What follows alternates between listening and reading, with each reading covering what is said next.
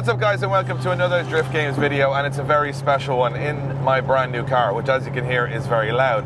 But before I show you what the car is, I want to talk a little bit about why I bought it and my mindset at the time. So as you guys know, I had to sell my Mustang. I didn't have to sell my Mustang. I sold my Mustang because this car came up for sale. Now as you know, I'm a big Nissan guy. I've always been a big Nissan guy. I've had so many Nissan coupes. I've had Skylines. I think every single type of Skyline, every variation of Silvia, and I've had 350Zs. I love them. I think they're just a perfect blend of performance with just enough power. However, there's a lot of problems with having them too, because in Ireland, having something highly modified makes it difficult to pass the NCT or MOT or inspection. And for a lot of what we do, it's difficult to keep them all legally on the road. So I started thinking, what would be the perfect car that I would like for a Sunday blast? Well, let's put it this way. I've had over 100, so I do know quite a bit about cars. And over those years, I've realized that I love old school JDM styling. Love old school Japanese cars. I think they look the coolest. However, when it came to performance and all of my drift cars, I have fallen in love with the V8. So what I was essentially looking for, which was the perfect car, was something that was a V8 that had that amazing rumble, had the cool looks of a JDM car, but also could be road legal because it's old school and it's NCT or MOT exempt. How would a car like that ever exist? Well, one night I was up on my phone and it came up for sale, the perfect car. And after a little bit of wheeling and dealing and having to sell my Mustang, I'm now sitting in it and driving down the road fully legit. But you know what? I'm not going to tell you what it is right now. I got to show you what it is.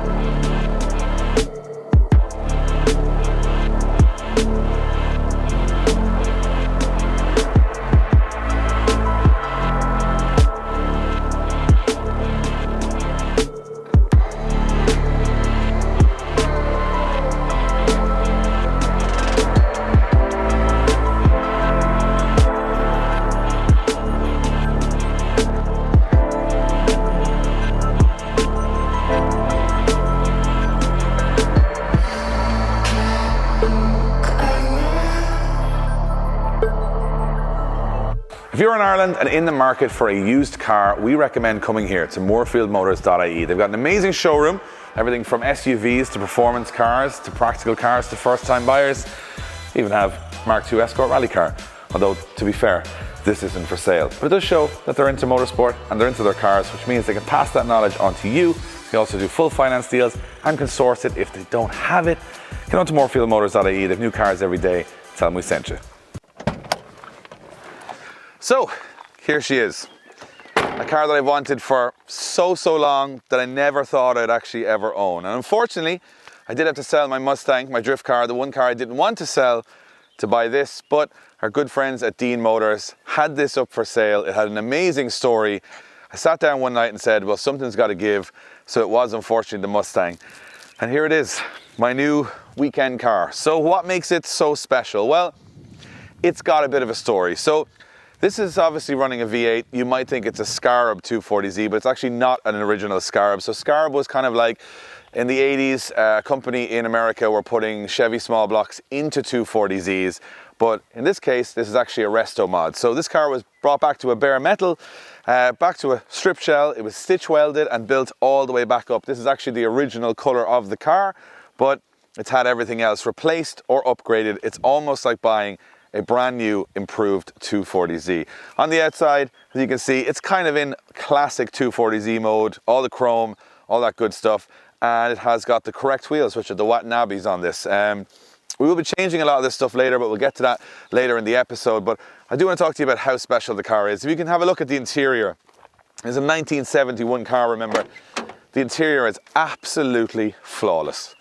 It's got some cross-stitch leather in there. It's got the original seats. A lot of it has been retrimmed, and basically every part that was a bit tired was replaced and made a little bit nicer. It even has a Sony head unit with Bluetooth in it. I might change that for something a little bit more period correct with Bluetooth in it, but there's some Blaugpunkt stuff that I'm having a look at the moment. But that's pretty much all that there is on the inside. But the real reason that I bought this car is what's under the bonnet. So I'm going to show you that now.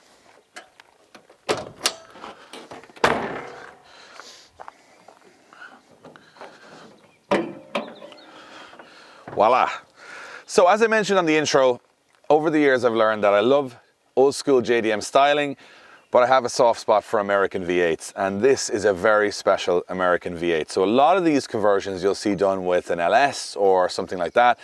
This is almost a period correct Chevy 350 small block, and the spec list is pretty ridiculous. I'm actually going to read it out to you guys because there's absolutely no way I'll remember all this. I'll try and get through it as quick as I can. So this has a full race-built engine by Watson Racing in the USA. You'll see it on the rocker covers there. It's a 350 Chevy block. It's got a square deck line board, scat crank, probe 6-inch I-beam rods, probe flat forged tops pistons, all that stuff that I don't really know what it is, but it is a fully built engine. 160 exhaust valves, Brodex intake manifold. It's got a double pumper carb. It's got a Mallory ignition system, a billet distributor wall box, 2.2-inch row aluminium aerator dual electric fans. It's got full polyurethane bushings. It's got KYB struts on the car as it is.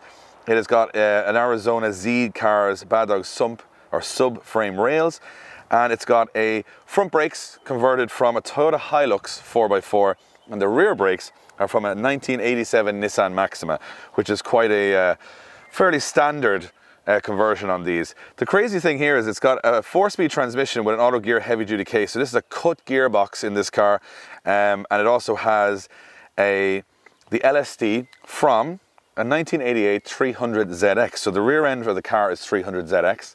The engine is a race-built V8, and the car itself is obviously mostly Datsun with some upgrade. It's got a full MagnaFlow exhaust on there, and it has been dynoed at 357 horsepower with 430 foot-pound of torque, which is a lot for a very old and light car. And that's exactly why I bought it, because it is the opposite of the way cars are going right now. Everything is electric, everything's about being quiet, everything's about being practical.